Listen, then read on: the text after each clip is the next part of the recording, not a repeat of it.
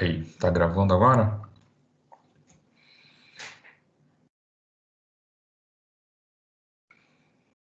Vou compartilhar aqui minha tela com vocês. E relembrar o ponto que a gente parou, relembrar brevemente, né? Só, enfim, como ponto de conexão entre uma aula e outra. Só um pouquinho aqui.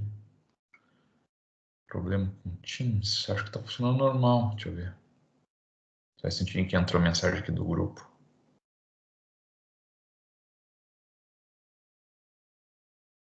Ué. Diane está com problema. Consegue acessar, Diane? Vi que está aí.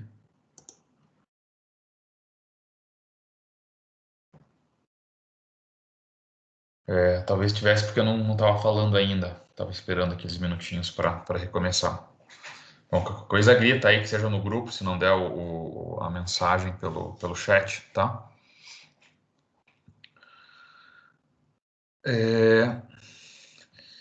Então, a gente trabalhava aqui, eu só peguei isso como gancho, né, para passar para a transição, para o que a gente vai trabalhar hoje, que tem uma forte interligação com isso, tá? Então, a gente trabalhava na aula de segunda-feira os modelos de previsão de insolvência, que acabam sendo, por que não, uma medida de diagnóstico, né, para a empresa, uma empresa, para ela, se ela quiser monitorar a si própria, né, eventualmente pode até ser utilizada como indicador estratégico, tal, a melhorar o índice, né, se a empresa, se eventualmente estivermos num quadro em que a empresa esteja passando por uma situação financeira mais perigosa, né, como foi a Petrobras, poderia tranquilamente, claro, tem aquilo que a gente falou, diminuir endividamento e tal, legal, isso fica bonito no papel, mas números, né, quantitativo, como isso vai ser transformado em meta, né? Então, diminuir de quanto para quanto, né? Isso tem que aparecer, né? Enfim, disciplina que eu sei que não é de planejamento estratégico, mas isso tem que aparecer, né? Então, isso poderia ser utilizado. Mas um uso também bastante comum do modelo de previsão de insolvência, dentro, aí sim, algo mais, bom, o próprio planejamento pode haver, né, com gestão de finanças de curto prazo. Mas, em geral, a estratégia você fala de longo prazo. Para a nossa discussão, essa relação aqui ela é mais forte naquela relação comercial, né, que eu comentei há pouco. Então, esse é um segundo uso, e talvez, bom, de outros, né, mas o segundo uso específico que a gente poderia trabalhar com esses modelos, né, de previsão de solvência. O segundo uso seria dentro dessa relação comercial. Se eu vou conceder crédito a um cliente, crédito comercial, né, então, novamente, naquele sentido prazo, né, crédito de prazo, vou fazer uma venda a prazo, a gente pode trabalhar com rating de crédito, né, dos nossos clientes, e quanto melhor a posição dele, por exemplo, usando um patamar como esse, um indicador como esse, né, modelo de São Vicente, etc., a gente pode usar a nota desse score como associada a uma determinada condição de crédito, né? Então, quanto maior a nota, mais prazo esse cliente terá. Se, por exemplo, negativo, só vendemos à vista, tá? Isso são possibilidades, são sugestões dentro do nosso enfoque de gestão de curto prazo, ok? Um comentário importante que eu abordava ao apresentar esses modelos é que esses modelos, explicava um pouco da lógica, né, deles,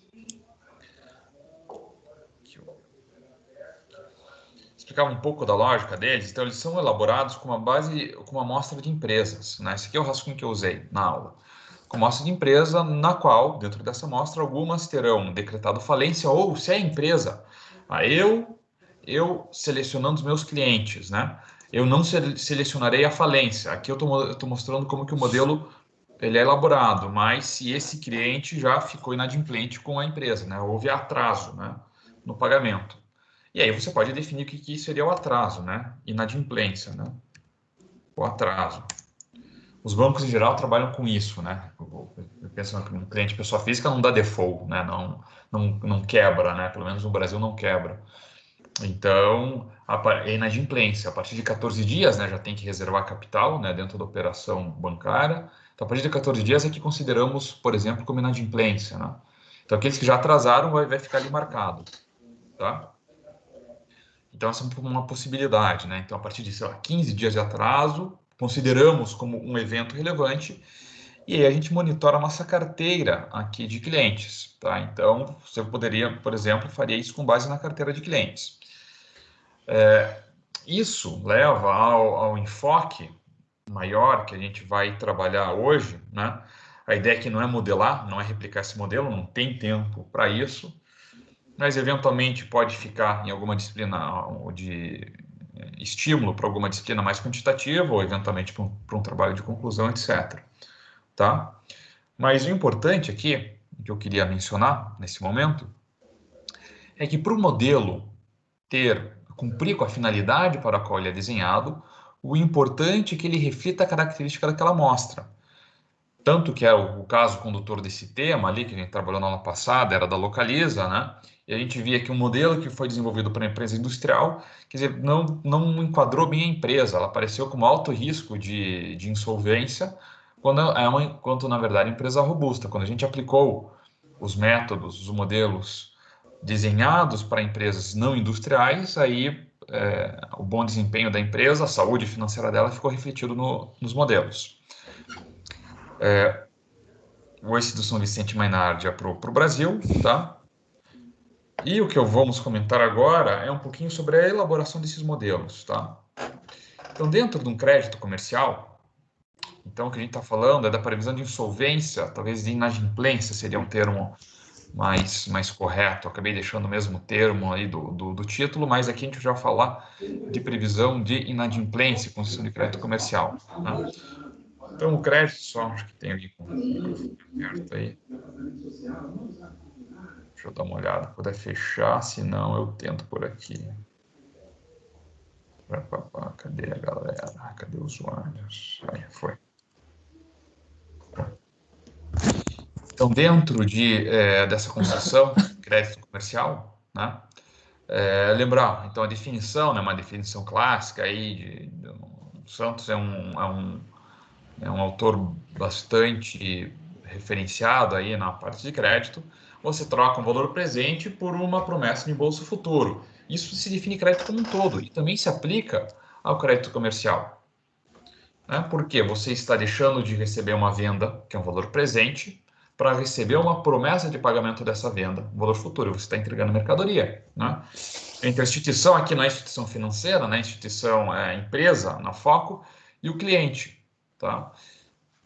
Ok? Isso é mais comum em relação B2B, né? Entre duas empresas, porque no varejo é menos comum de você pegar dados, né, acerca do cliente, né? Vende com cartão de crédito e pronto, exime-se do risco, né? Então, o nosso enfoque aqui é o risco enquanto a incerteza é capaz de ser modelada. É um pouquinho de definição. Incerteza é aquilo que a gente desconhece. Tá, falando um pouquinho de gestão de risco. E risco é aquela parte da incerteza que você consegue modelar, né? Então, esse risco inerente a uma concessão de crédito, enfim, a empresa, sei lá, pegou fogo, né? Isso é completamente impossível de você prever uma situação dessa. Agora, tem outros fatores que você pode modelar, né? Pode antever. E a solvência é uma delas, tá? Ou inadimplência, no caso de uma relação comercial, tá? Então, essa relação entre certeza e risco. O enfoque desse último conteúdo nosso enfim, não ser exaustivo, apenas ilustrar como que essa modelagem de risco é capaz de ser feita dentro do que nos interessa aqui, que é a relação comercial de crédito, tá? Então, diminui a incerteza, tal, e a gente tem basicamente dois modelos para esse risco de crédito. Então, aqui, novamente, gente, eu vou enfatizar, não vou falar isso toda vez, mas isso aqui, enfim, alguns entram um pouquinho depois. Quando eu falo aqui de risco de crédito, não estou falando aqui de instituição financeira. A essência é a mesma, tá? Só que o nosso enfoque aqui pela disciplina não é em instituição financeira, tá? Ainda que o princípio seja o mesmo. Então, a gente pode classificar, de acordo com a teoria, em duas formas, dois modelos para gerenciamento de risco. Alguns modelos de caráter mais subjetivo e outros de caráter mais objetivo, aquele que a gente chama de julgamental e quantitativo. Evidentemente que o enfoque aqui a gente terá na abordagem quantitativa, tá? Então, abordagem estatística e financeira, que é o que a gente vai aplicar. Bom, era até o que a gente estava aplicando na segunda-feira. Julgamental, um exemplo clássico seria os 6 Cs do crédito, que são, você analisa o crédito do cliente com base em 6 dimensões. Mas existe um certo subjetivismo quanto, por exemplo, como que você captura essas 6 dimensões, né? Que métrica você vai usar para capturar. Dentro de cada métrica, o que é bom e o que é ruim também é subjetivo. E essas 6 métricas, ela compõe um score final, né? O peso de cada uma dessas 6 métricas no cômputo final, ele também é subjetivo. Então, são critérios aí mais julgamentais, menos objetivos, que a gente evita, mas que, ao fim e ao cabo, são sempre presentes, tá? Quem já trabalhou com isso, tal, sabe, né? Que, por exemplo, principalmente grandes empresas, né, que já têm bem segmentado o seu modelo e sua classificação de crédito comercial, tem alguns clientes que ele, apesar de ele, enfim, ter um balanço meio ruim, etc., ele paga sempre. Então, tem um aval ali da diretoria, né, de níveis hierárquicos superiores, para que aquele cliente que em outras condições estaria pior classificado, por alguma característica subjetiva, ele tem uma classificação maior. Tá? Então, a análise objetiva serve para a gente ganhar tempo e varrer aí 90% dos casos. Tá? Alguns casos vão aí para o julgamental. Veja que o mesmo princípio, aquilo que eu comentei, né, o princípio básico, é muito, muito semelhante ao que ocorre com a instituição financeira. Então, você também tem lá o rating de crédito e tal, mas você entra com um pedido de empréstimo, né, da empresa, pode ir para o comitê de crédito, né? Enfim, para um comitê de crédito acompanhar. Né? O comitê, claro, vai olhar para números, tal, mas ao fim e ao cabo é uma abordagem subjetiva. Vai ver o gerente já foi lá na empresa, sabe o que os caras fazem, tal, que tem ativo mesmo, estão passando por uma fase ruim, mas já estiveram muito bem, enfim, vai contar uma historinha, né? Vai fazer a sua narrativa, vai fazer a defesa do cliente frente a um comitê. É um critério subjetivo, tá? Também na relação comercial, ou seja, fora das instituições financeiras, isso está presente. Bom, só citar aí também, né, os Cs do crédito. Opa, os Cs do crédito. Então, são essas dimensões que buscam traçar características do perfil do cliente para se conceder mais ou menos crédito, né? Então, caráter, aqui, eu sempre quando eu comento isso daí, quer dizer, os Cs, essas palavras são escolhidas para que dê certo 6 Cs, né? Ela não significa exatamente aquele... não traduz exatamente aquele significado. Se fala caráter, nós estamos avaliando se o cara é bom ou mau caráter. O cara é um pilantra, tal, não é isso, né?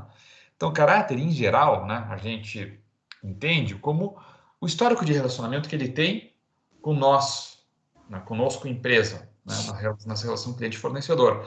Sempre pagou em dia, paga algumas vezes antecipadamente. Nos últimos 2 anos aí de, sei lá, 70 transações comerciais, ele atrasou uma. Então, vai receber uma nota boa, né, por essa característica. Tá? Então, isso que significa caráter. A capacidade, aí a gente já fala aqui da capacidade de pagamento. A empresa tem ativos, né? A empresa é lucrativa, ela tem uma boa rentabilidade, ROIC, por exemplo, né? O que é o ROIC médio? Capacidade, eu até usava esse termo, né, da empresa pagar o seu detentor de capital, capacidade, né? Então, são algumas variáveis. Acho que alguém está com o microfone aberto, puder dar uma olhadinha. Mostra aí a capacidade, então, que a empresa tem de honrar com as suas obrigações, tá? Capital, aqui é como se estrutura o capital da empresa. Eu pego muito capital de... Como que está o endividamento? Como que está a relação capital de terceiros capital próprio? Lembra que eu enfatizava isso nos modelos que a gente trabalhou, que essa variável era quase unânime nos diferentes modelos? Quer dizer, essa dimensão, essa ideia de capital, quanto que eu tenho de capital de terceiros em relação ao próprio? Ou quanto de capital de terceiros em relação ao passivo como um todo? Né? Então, uma dimensão importante a ser trabalhada. Colateral aqui, no termo, um contrato de instituição financeira, né? É a garantia, seria a garantia, né? Mas numa relação comercial, isso é quase inexistente, né? Quase inexistente, que você tenha aí um colateral, uma garantia. Então a gente acaba, aí na prática, parametrizando isso, se a empresa tem muito ativo, né? Ela tem ativos, etc., né? Como que é a relação de ativos que a empresa tem? Tem muito mais ativo de curto prazo ou de longo prazo? Né? Então é mais ou menos essa ideia. Tem imóveis, etc. É uma empresa com, enfim, com muito colateral, né? Ainda que não seja o termo usado no seu uso mais comum, né? Que é na relação de empréstimo financeiro mesmo, tá? Aí condições, esses dois últimos itens, os 4 primeiros a gente olha para a empresa, tá? Os últimos 2 a gente olha para fora da empresa. Condições são condições econômicas, então pode ser que eu restrinja um pouco mais as condições, a condição de pagamento desse cliente, a depender de condições macroeconômicas, tá? Recessão, etc., né? Queda de PIB, enfim. E, por fim, conglomerado. Esse é pouco comum na relação comercial, tá? Mas pode ser uma situação de conglomerado, então avaliação do grupo de empresas, né? Isso muito já em empréstimo bancário, você sempre olha, sabe mais de nós do que nós sabemos, né? Você puxa lá, vai pedir empréstimo, né? Você é o sócio da empresa, putz, a empresa que teu irmão é sócio vai aparecer lá no conglomerado. Fato, fato, né? A capilaridade das informações que as instituições financeiras conseguem acessar é impressionante. Uma relação comercial, isso é pouco comum, eu vejo, isso é uma visão bem minha, tá? Isso não é literatura, esse ponto é de conglomerado, mas, quer dizer, se pertence a um grande grupo econômico e, portanto, temos um respaldo financeiro maior, né? Imagina, a empresa tem uma empresa do grupo que está mais quebrada, né? Se bem que a gente sabe que algumas empresas são criadas, né, no Brasil com isso, né, com essa finalidade. Você tem a holding, tem uma empresa suja que é para você colocar ali, né, as coisas ruins. Ou conglomerado no sentido, se a gente está falando de grandes empresas, né, 2 grandes empresas, uma relação comercial, pode ser que haja uma relação de mais de uma dessas empresas do primeiro conglomerado com o segundo conglomerado. Então, existe uma relação de conglomerados, né, uma relação comercial mais forte e que vai pontuar melhor dentro dessa concessão de crédito. Tá? Ok? Quando eu menciono, aí, não vou me deter nesse aspecto, tá? Eu já fiz modelo, enfim, vou colocar como modelo, que não é, modelo talvez não seja, critérios aí de concessão de crédito, né, para uma empresa, usando os 6Cs, né, isso há algum tempo atrás, usando os 6Cs. Qual que é a desvantagem dele? A grande desvantagem que eu vejo, se você quer estabelecer uma política de crédito, esse é o termo que estava me fugindo, política de crédito, o que eu vou usar para medir o caráter? Por exemplo, isso que eu citei, dias, nos últimos 6 meses, qual o percentual de faturas que ele atrasou? Se não atrasou nenhuma, vai receber a nota 10. Se atrasou até 3, vai receber a nota 8. E assim por diante, você vai dando nota. Mas vejam que existe um subjetivismo grande dentro desse critério, dentro dessa política. Por quê? O critério que você escolheu é bastante subjetivo. Vou escolher o percentual de faturas atrasadas. Então, esse é um critério subjetivo. Segundo, o parâmetro dentro desse critério também é subjetivo. Dentro de percentual de fatura, se até tal valor, a nota vai ser 6, 7, 8, 9 ou 10. Tá, então, e por fim, se a gente faz isso para cada um dessas dimensões, qual que é o peso que caráter terá no cômputo total, na política total da empresa, de crédito, né, da empresa? Então, isso também é um caráter subjetivo. Então, a gente tem muito subjetivismo, né? Tem um achismo grande. Então, fica complicado, né? Quando que esse... Por que a gente está vendo isso daí? Isso a gente até aplica, né, na situação lá, quando você não tem dados sobre a carteira de crédito, né? Carteira de crédito, carteira de clientes. A empresa ou ainda não está muito organizada, ou é ainda incipiente, enfim, ou não tem esse controle. Então, você nem sempre tem as informações para fazer a modelagem de crédito. Então, você tem que, enfim, é melhor estar mais ou menos certo do que totalmente errado, né? Já diz um jargão aí em finanças. Então, melhor do que não ter política nenhuma, né? Pelo menos eu... E depois eu vou construindo da base. Daqui a uns 2, 3 anos eu já tenho uma boa base para fazer essa análise, tá? Então, aí, capacidade é a mesma coisa. Quais os indicadores? Eu falei ROI, ROIC, enfim, margem líquida. Tá, qual que eu vou usar? Qual que é a nota desse indicador? O que é bom, o que é ruim dentro desse indicador? ROIC acima de 10%. Isso vai ser bom, vai ser ruim? Então, tem uma subjetividade, né? E assim por diante, que capital, né? Quanto que é muita dívida, quanto que é pouca dívida dentro da estrutura de capital da empresa? Qual indicador eu vou usar? E, novamente, quanto que o capital representa aqui dentro do total? Tá?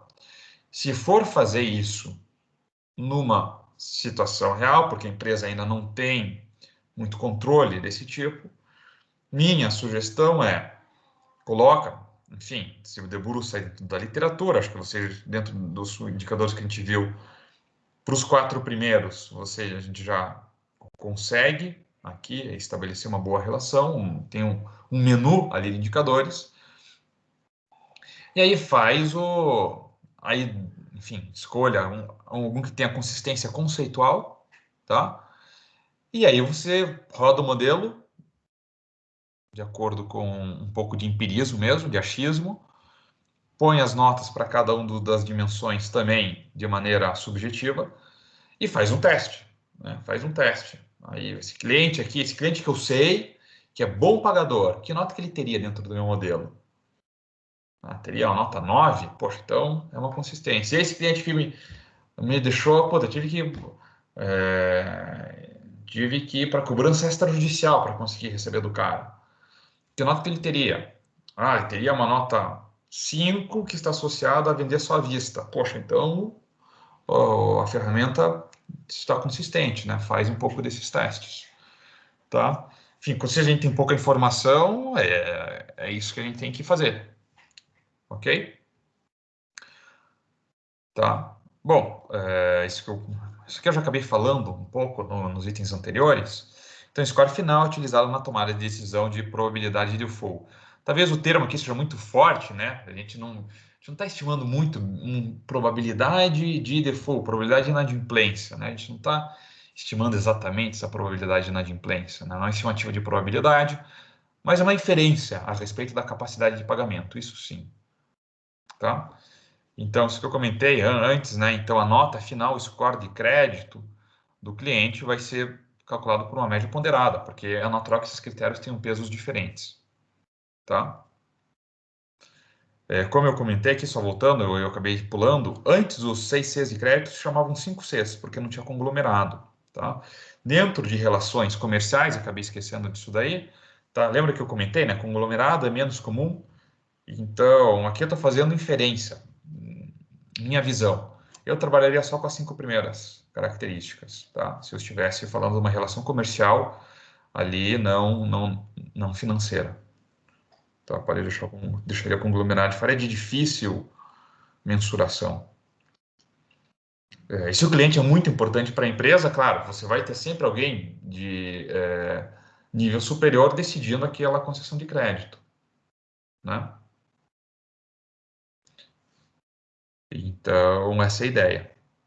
Tá? Você, então, vai ter o respaldo do cara, né? Se falar que não, esse é um conglomerado, é um cliente importante, então aquela concessão é afrouxada, aquela situação é afrouxada. Então, comentei das 3 itens de subjetividade desta análise, então, menos recomendado, mas algumas vezes é o que a gente tem, tá? Bom, e o enfoque nosso é sobre modelos personalizados, tá? Enfoque de hoje, modelos personalizados, tá?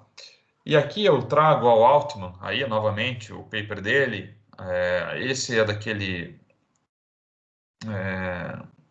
rating de crédito para mercados emergentes, mas eu queria destacar o seguinte, né? O que ele ressalta logo logo não, lá no final, na conclusão, na última frase, né? Estou fechando aqui a minha pesquisa. O que ele fala?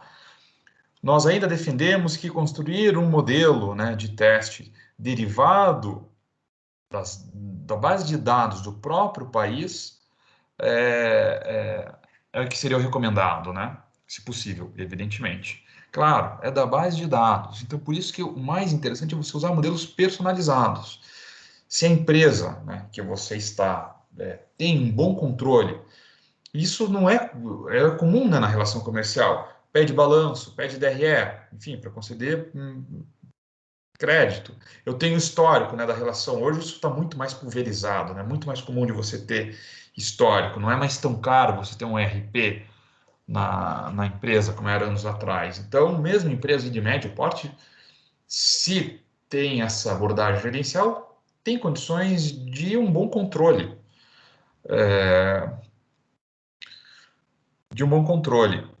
dentro da sua base de clientes, né, do seu portfólio de clientes. Então, por que não rodar um modelo personalizado? Né? Isso até poderia ser um bom tema aí de TCC. Então, sempre que possível, levar em consideração as particularidades da carteira de clientes. E eu acho que a aula passada serviu também, por isso a escolha do caso, tal, né? Para convencê-los disso, né? Quer dizer, o modelo vai ter uma resposta muito distinta. Se você, não, legal, achei legal esse troço do Altman, eu vou aplicar na minha empresa. Pode ser, mas o ideal mesmo, a empresa está começando, tem 10 clientes, não dá para rodar modelo com 10 clientes, né?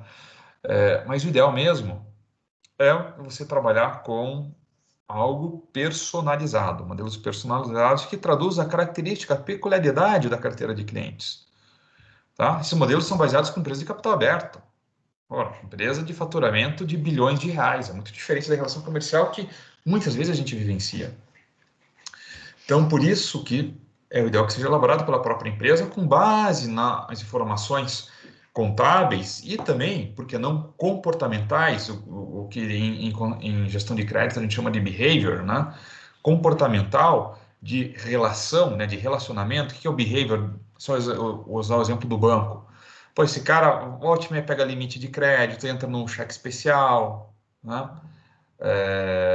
Enfim, atrasa alguns pagamentos. Ou não, esse outro cliente tem cartão de crédito em débito automático, nunca atrasou. Esse é o behavior, é o histórico, né? Isso na relação, só exemplificando uma relação com o banco. Aqui, né, nessa situação, seria aquela dimensão do caráter, né, na situação aqui.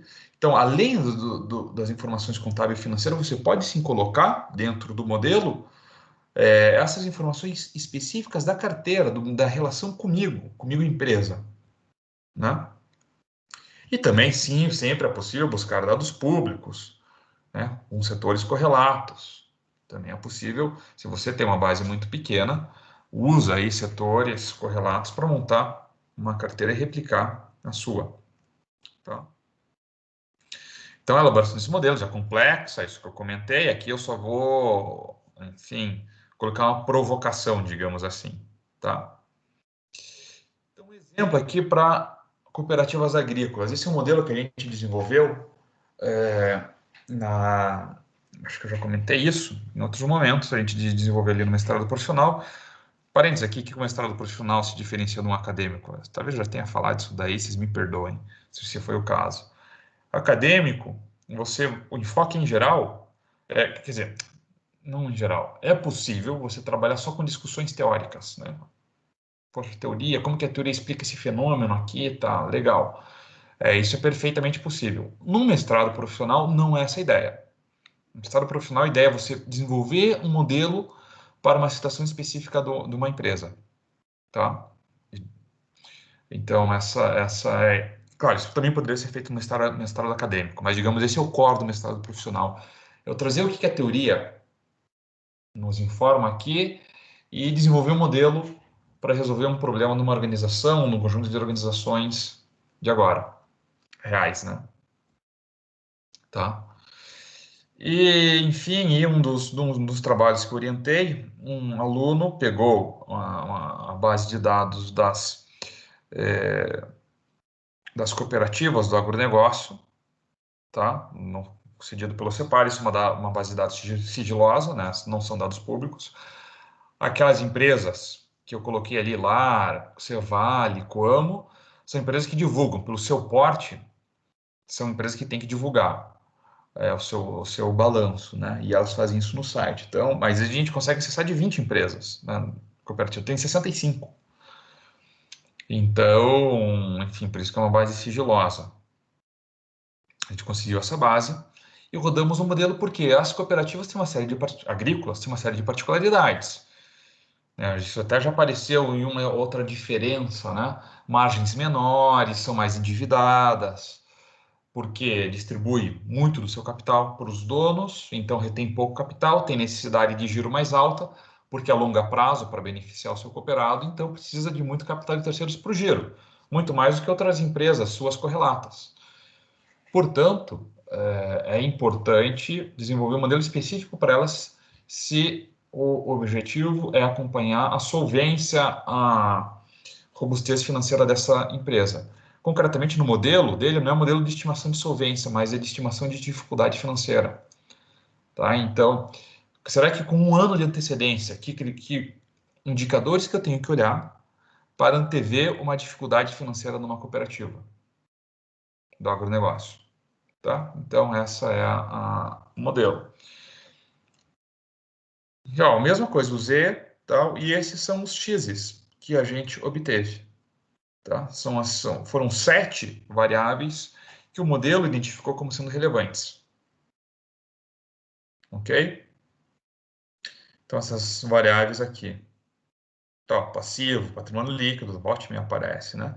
E olha, a sétima variável relevante foi justamente a necessidade de giro, tá? E, aliás, aqui um parênteses, tá? Não tem como eu mostrar isso aqui agora, né? Mas uma das variáveis mais relevantes, se não a mais importante, para determinar a dificuldade financeira foi essa X7, a necessidade de capital de giro escalonada pelo ativo da empresa. É uma, se não a variável mais importante ali para tem como você medir isso, né? Qual que é a maior, a gente chama aí de impacto econômico, né? Ou significância econômica da variável na previsão de dificuldade financeira. Tá? E foi essa daqui. Ocorre que, num modelo como esse, o que acontece? Quando a gente substitui, então esse já é um modelo personalizado, um pouquinho diferente daqueles que a gente via, tá? Então a gente tem um passo a mais.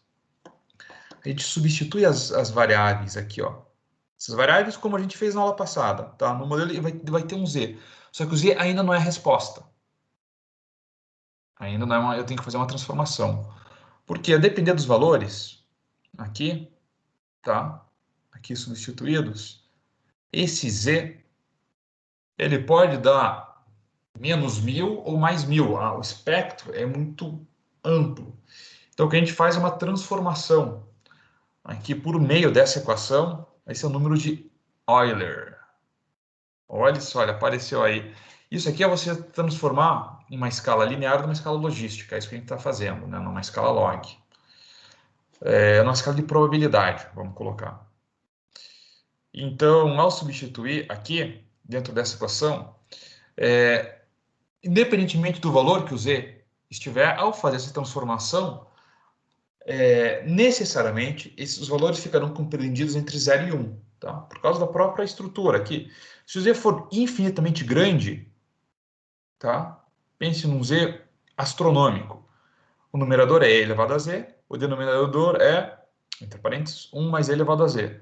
Se o Z, desculpa, é muito alto, o numerador será praticamente igual ao denominador. Por quê? Vai dar 1 milhão essa conta dividido por 1 milhão e 1, né? Então vai dar igual a 1. É isso, né? Praticamente igual a 1. Então você trava no 1. Ao mesmo tempo, se o teu Z for extremamente negativo, né? Você não vai ter um número que vai tender a zero, né? deve ser que tem gente que fez matemática, alguns que fizeram engenharia, lembra? Limite, tende, né? Então vai tender a zero. Então, necessariamente, qualquer valor resultante do teu modelo vai ficar entre 0 e 1. E o que é o 0 e 1? A probabilidade. A probabilidade varia entre 0 e 1. Então, quanto maior o pezinho aqui dentro dessa transformação, a gente vai fazer toda essa conta, tá? Em duas situações, uma eu faço, outra vocês fazem. Quando a gente usa essa transformação aqui, substitui nessa equação, a gente tem a probabilidade daquele cliente vir a enfrentar dificuldade financeira ou vir a se tornar inadimplente, tá?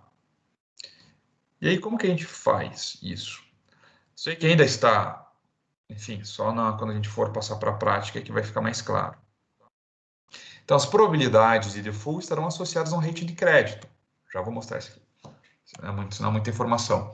Como assim? Então, se o cliente, quando eu fizer essas contas aqui, o cliente tiver com a probabilidade igual a 1%, ou até 1%, entre 0 e 1%, ele vai receber a melhor condição de crédito, melhor política de crédito. Pode pagar até 90 dias. Tá? Se tiver entre 1% e 3%, vai receber uma outra crédito. Eu não posso vender até 90, mas até 60 eu posso. Ah, não, entre, sei lá, 5 e 10%, aí só posso vender no máximo em 30 dias. E assim por diante, né? Quanto maior aquele pezinho, né? Maior aquela probabilidade, pior nota o indivíduo recebe. Tá? Isso pode ser pré-estabelecido, mas lembra que a abordagem que eu estou trazendo aqui se não for esse o caso, se eu tiver que implantar isso, como que a gente pode fazer? Usa uma matriz de transição de outras instituições, por exemplo, de agência de rating. E aqui eu peguei um exemplo da Moody's, tá? Se você digitar no Google matriz de transição Moody's, matriz de transição Standard Poor's, você vai conseguir uma tabela como essa daqui. Eu, enfim, uso sempre esse exemplo, não atualizei, tá? Por isso que ele até é desse ano, mas tem coisa mais recente. Mas isso muda muito, né? Não muda muito. Então veja aqui, se a probabilidade, o D que é o default, tá? A probabilidade de default for entre 0, ali 0,06, o cliente vai receber o crédito A. Né? Entre 0,6 e 0,06 e 0,08, crédito AA. E esse rating daí você estará associado a uma condição de crédito. Isso sim é política totalmente decidida pela empresa. Tem empresa que, por causa das suas características, consegue trabalhar com prazo máximo de 40 dias, outra que prazo máximo é 6 meses. Um exemplo, tá? Quando a gente desenvolveu aquele cliente que eu comentei, mas aquilo era ainda 6 de crédito, era do ramo vendia para escolas, e para algumas instituições você trabalhava com um pagamento anual, né? Porque vendia apostila, né? Então é um contrato anual, paga em 12 meses, né? Mas esse o cara tinha que ser alto mesmo, né? O rate de crédito tinha que ser alto, porque você está dando material para o cara em fevereiro, esperando que ele te pague tudo até dezembro. Tá? Enfim, isso que vai aí, quais são os prazos de pagamento? Isso não tem como a gente ver aqui na disciplina. Né? Isso depende da característica do setor que a empresa atua. Tá? Mas o que a gente pode sim é estabelecer essas. Aqui é um exemplo, tá, gente? Poderia ser outro, tá? Então a minha condição mais favorável dentro desse exemplo que eu citei é pagamento em 12 vezes. Então esse vai ser para o rating AAA. O cara tem que ter chance de default zero a partir das características. Tá? E assim por diante. Tá? Então aqui, ó, por exemplo, se a probabilidade for de 0,28, tá? 0,28, vai estar entre esses dois níveis, então o rating dele é BAA, tá? Que seria, sei lá, pagamento em até 45 dias. Ok? Acho que se algo não ficou claro aqui, perguntem, tá, gente? Fora a aplicação disso, tá? Mas né, ainda dentro da parte conceitual. Ok? Outro cliente deu probabilidade de 8%. Outro 8%, então, ficaria aqui no rating pior, tá? Abaixo de 15%, acima de 15%, desculpa, aí o rate seria para baixo, ou só seria à vista, abaixo de 16% só à vista, tá? Só um parênteses aqui, já que, enfim, é importante a gente ser robusto aí nos conceitos, como que isso é obtido?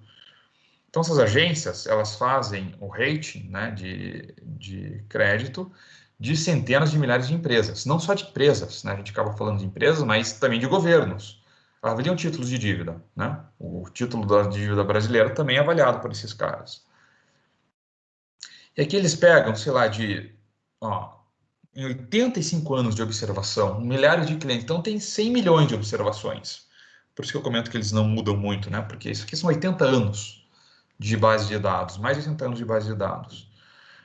Quantos clientes, ao longo desse histórico todo, dessas 100 mil observações que a gente estudou, que eram AAA, ok? Que tinham recebido AAA em um ano e que no ano seguinte quebraram? Nenhum. Zero clientes entre esses 100 mil. E aqui nos 100 mil clientes ali que receberam